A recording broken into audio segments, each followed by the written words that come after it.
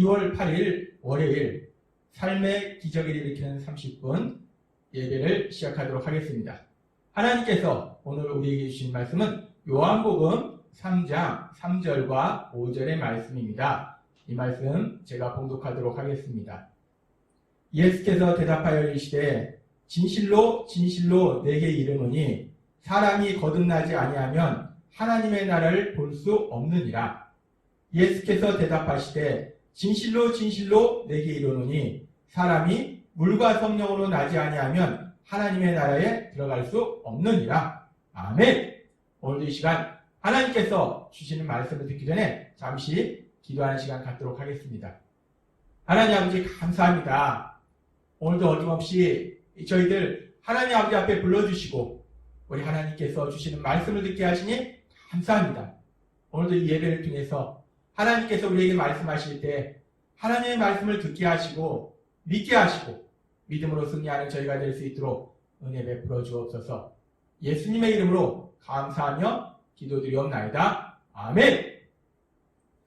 우리가 예수님을 믿으면 우리는 하나님의 자녀가 되어서 하나님의 나라에 살게 됩니다.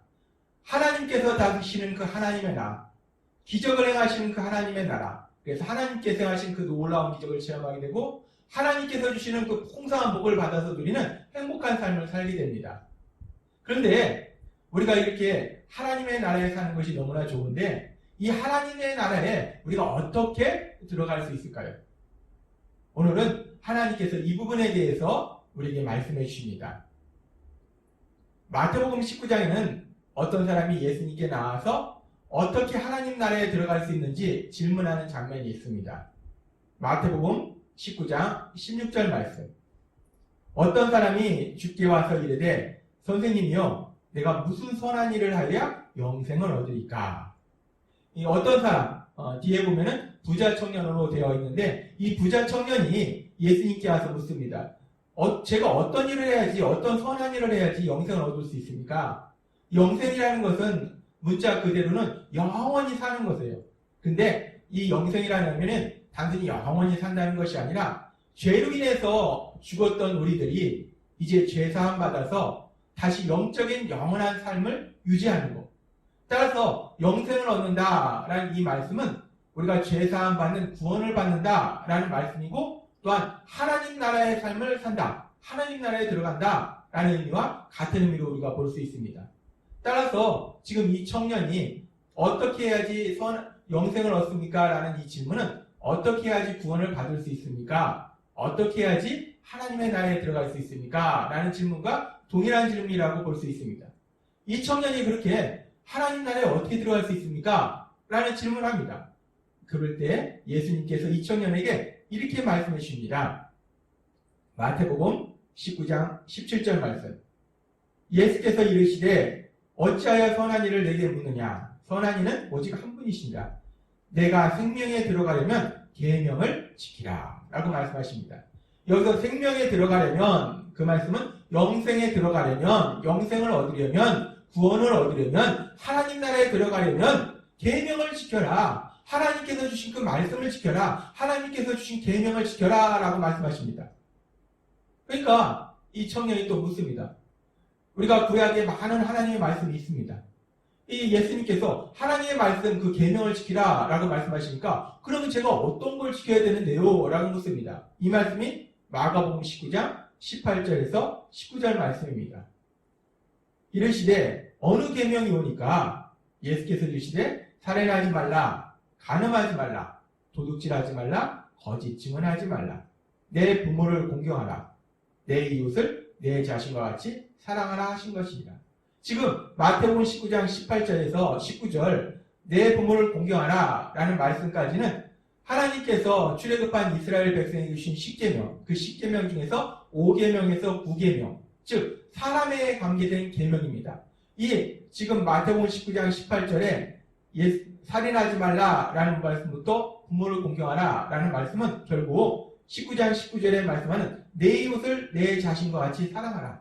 결국 사람들을 사랑하라, 이웃을 사랑하라 라는 계명이라는 겁니다. 지금 예수님께서 말씀하십니다. 어떻게 해야지 구원을 얻습니까? 영생을 얻습니까? 하나님 나라에 들어갈 수 있습니까? 라는 질문에 계명을 지켜라. 어떤 계명입니까? 이웃사랑의 계명을 지켜라. 사람을 사랑하는 계명을 지켜라. 라고 예수님께서 말씀하십니다. 이렇게 예수님께서 말씀하시니까 이 청년이 이렇게 대답합니다. 마태복음 19장 20절 말씀. 그 청년이 이르되 이 모든 것을 내가 지켰사온데 아직도 부족한 것이 무엇이니까? 이 청년이 아주 당당하게 얘기합니다. 예수님, 제가 다 지켰는데요. 살인하지 말라, 간음하지 말라, 부모를 공경하라. 그 10계명 다 지켰는데요. 이웃사랑에 대한 계명 다 지켰는데요. 사람을 사랑하는 계명 다 지켰는데요. 이 청년이 아주 당당하게 얘기합니다. 이때 예수님께서 이 청년에게 다시 한번 말씀하십니다. 마태복음 19장 21절에서 22절 말씀. 예수께서 이르시되 내가 온전하고자 할진대 가서 내 소유를 팔아 가난한 자들에게 주라. 그리하면 하늘에서 보화가 내게 있으리라. 그리고 와서 나를 따르라 하시니 그 청년이 재물이 많음으로 이 말씀을 듣고 근심하며 가니라. 예수님께서 이 청년이 제가 사랑에 대한 계명을 다 지켰습니다. 이웃사랑에 대한 계명을 다 지켰습니다. 라고 당당하게 얘기하니까 예수님께서 또 말씀하실 때 그래? 그러면 너가 이웃사랑에 대한 그 계명을 온전히 지키고자 한다면 네 많은 소유, 이 청년은 부자라는 거예요. 돈이 많다는 거예요. 물질이 많다는 겁니다. 그 모든 것을 다 정리해서 가난한 자들한테 줘라. 라고 예수님께서 말씀하십니다. 지금 우리가 이 대화를 보면은 어떻게 하면 영생을 얻을 수 있습니까? 즉 어떻게 하면 하나님 나라에 들어갈 수 있습니까? 라는 이 청년의 질문에 예수님의 대답은 계명을 지켜라 라고 말씀하십니다. 우리가 여기까지의 이 청년과 예수님과의 말씀, 이 대화의 말씀을 생각해보면 하나님 나라에 들어가기 위해서 필요한 것은 계명을 지키는구나. 예수님께서 어떻게 하나님 나라에 들어갈 수 있습니까? 라는 질문에 대해서 계명을 지키라 라고 말씀하셨기 때문에 하나님 나라에 들어가기 위해서는 하나님이 주신 그 계명들을 다 지킴으로 인해서 우리가 하나님 나라에 들어갈 수 있구나 라고 생각할 수 있습니다. 그런데 우리가 여기서 예수님께서 말씀하신 정확한 의도를 알아야 됩니다. 예수님께서 왜 어떻게 하면 하나님 나라에 들어갈 수 있습니까? 라는 질문에 대해서 이 청년에게 계명을 지키라. 너가 계명을 지켰느냐? 라고 말씀하신 이유가 무엇일까?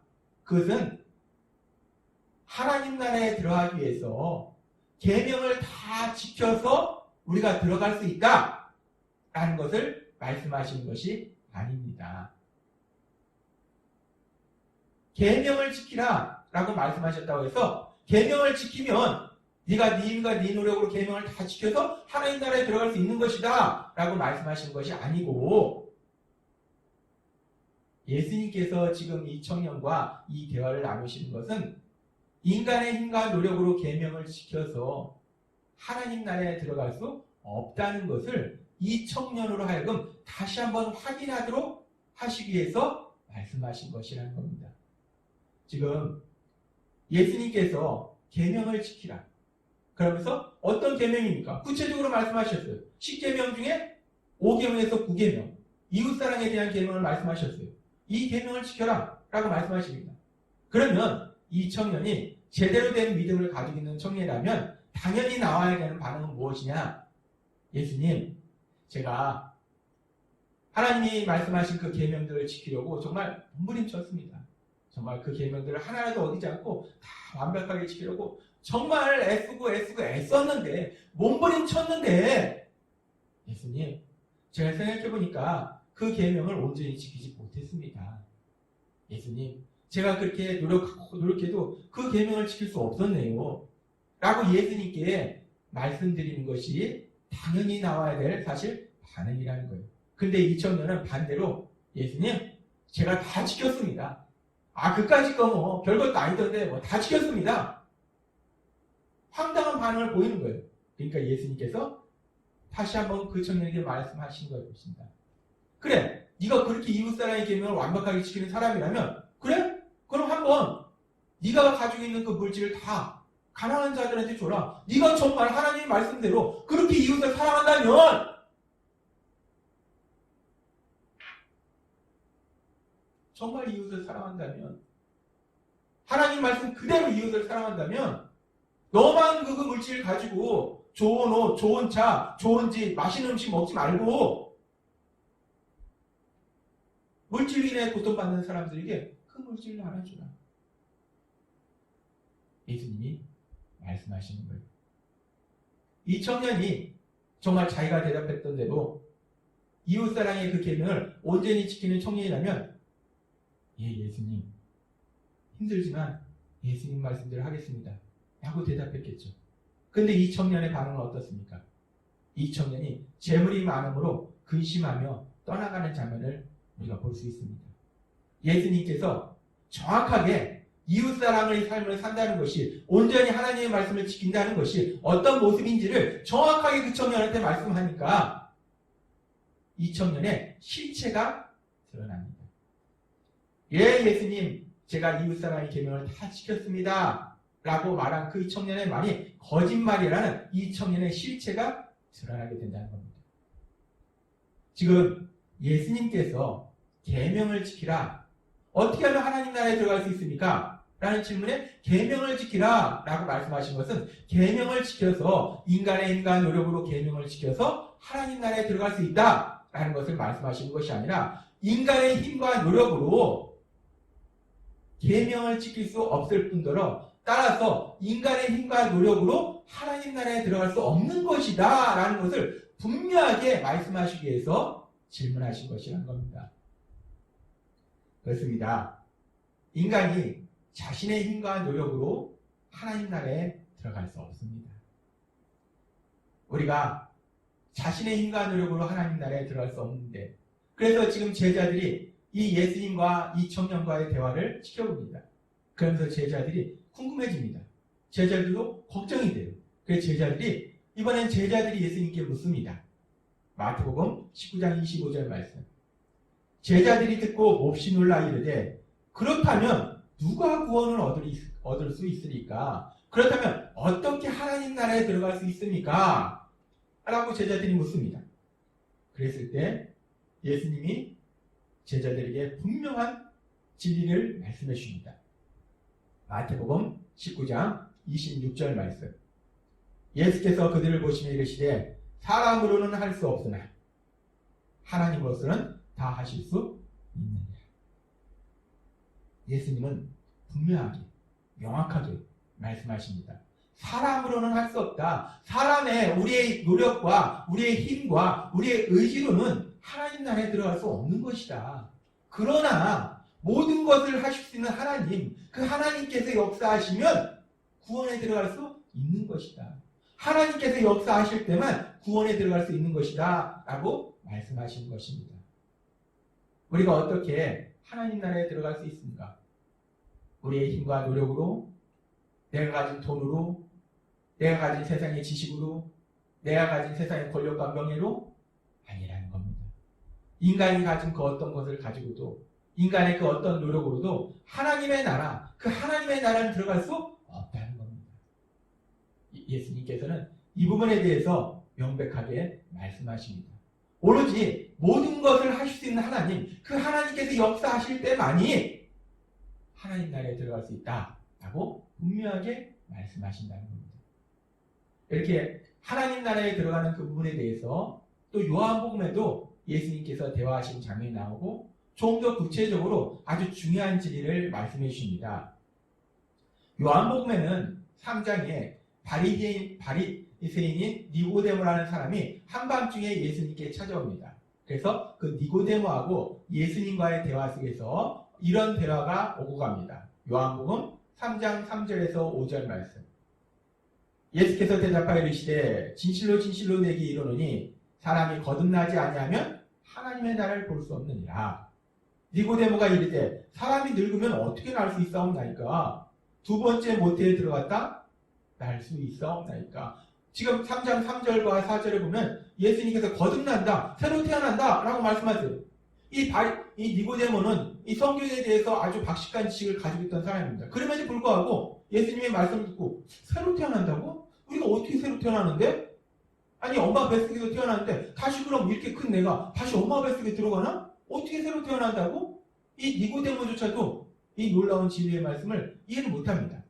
예수님께서 정확하게 말씀해 주십니다. 요한복음 3장 5절 말씀. 예수께서 대답하시되 진실로 진실로 내게 이르노니 사람이 물과 성령으로 나지 않으면 하나님 나라에 들어갈 수 없느니라. 하나님이신 예수님께서는 아주 정확한, 아주 분명한 진리를 말씀해 주시는데, 우리가 하나님 나라에 들어가기 위해서는 거듭나야 된다는 거예요. 새롭게 태어나야 된다는 겁니다. 근데 그렇게 새롭게 태어나는 것이 우리가 엄마 뱃속에 들어와서 새롭게 태어나는 것이 아니라 하나님이신 성령님, 그 성령님의 역사하심이 있을 때 우리가 새롭게 태어날 수 있다라고 말씀하십니다. 그렇습니다. 우리가 하나님 나라에 들어가기 위해서는 하나님이신 성령님의 역사하심, 특별히 죄인인 우리를 새롭게 태어나도록 역사하신 성령 하나님의 그 역사하심이 있을 때 비로소 우리가 하나님 나라에 들어갈 수 있다는 것입니다. 하나님 나라는 선하신 하나님께서 다스리시는 나라예요. 따라서 그 하나님이 선하시기 때문에 그 하나님의 나라는 기쁨과 평안과 사랑이 넘치는 행복한 나라라는 겁니다. 그런데 그 행복한 나라에 나도 들어가고 싶은데 도대체 어떻게 들어갈 수 있는가? 그런데 그 행복한 나라에 내가 들어가고 싶다고 해서 내가 열심히 노력해서 내 의지로, 내가 가진 돈으로, 내가 가진 지식으로, 내가 가진 권력으로 그 하나님 나라에 들어갈 수가 없다는 겁니다. 그런데 우리 노력으로, 우리 의지로, 우리 힘으로 그 하나님 나라에 들어갈 수 없는데, 하나님이신 예수님께서는 우리에게 놀라운 소망의 말씀을 주시는데, 그 말씀이 바로 요한복음 3장 3절과 5절 말씀입니다. 하나님께서 오늘 우리에게 주신 말씀. 예수께서 대답하여 이르시되 진실로 진실로 내게 이르노니 사람이 거듭나지 아니하면 하나님 나라를 볼 수 없느니라. 새롭게 태어나야 된다는 거예요. 근데 우리가 어떻게 새롭게 태어날 수 있는가? 예수님은 말씀하실 때 예수께서 대답하시되 진실로 진실로 내게 이르노니 사람이 물과 성령으로 나지 아니하면 하나님 나라에 들어갈 수 없느니라. 이 말씀은 결국 하나님이신 성령님께서 우리를 거듭나도록 도와주셔서, 역사하셔서 우리를 하나님 나라에 들어갈 수 있도록 도와주신다라는 말씀이라는 거예요. 우리가 하나님의 말씀을 들을 때마다, 그 말씀을 듣고 묵상할 때마다 우리 마음에 기쁨이 넘치고 감사가 넘치고 찬양이 넘치고 우리가 담대할 수 있는 것은, 우리를 만드신 하나님, 전능하신 하나님은 우리의 연약함을 아시기 때문에 우리 힘과 노력으로 무엇인가를 하라라고 말씀하시는 것이 아니라 그 연약함을 아시는 하나님께서 역사하신다는 거예요. 도와주신다는 겁니다. 가장 중요한 구원의 문제도, 하나님 나라에 들어가는 문제도 요한복음 3장 3절과 5절의 말씀을 통해서 하나님께서 우리에게 말씀하실 때 성령 하나님께서 거듭나도록 역사하신다는 겁니다. 얼마나 감사하고 얼마나 기쁜 소식인지, 얼마나 놀라운 소식인지, 오늘 주신 이 말씀처럼 우리 모두가 그 성령 하나님의 역사하심에 의해서 새롭게 태어나서 거듭나서 하나님 나라에 들어가고 또 그 하나님 나라의 삶을 살아가는 우리 모두가 되기를 주님의 이름으로 축원합니다. 기도하겠습니다. 하나님 아버지 감사합니다. 오늘도 이 시간 저에게 놀라운 소망의 말씀을 주시니 감사합니다. 선하신 하나님이 다스리시는 그 하나님의 나라, 그래서 기쁘고 평안이 넘치고 사랑이 넘치는 행복한 그 하나님의 나라, 그런데 그 나라에 우리 인간 노력으로 들어갈 수 없음에 요한복음 3장 3절과 5절 말씀처럼 성령 하나님의 거듭나게 하신 그 역사하심이 아니여 우리를 하나님 나라에 들어가게 하시고 하나님 나라의 삶을 살게 하시니 감사합니다. 오늘도 주신 말씀처럼 성령님의 역사하심에 따라서 그 하나님 나라의 삶을 살아가는 저희 모두가 될 수 있도록 은혜 베풀어 주옵소서. 예수님의 이름으로 감사하며 기도드렸나이다. 아멘. 이 시간 조용히 하나님 주신 말씀을 묵상하면서 기도하는 시간 갖도록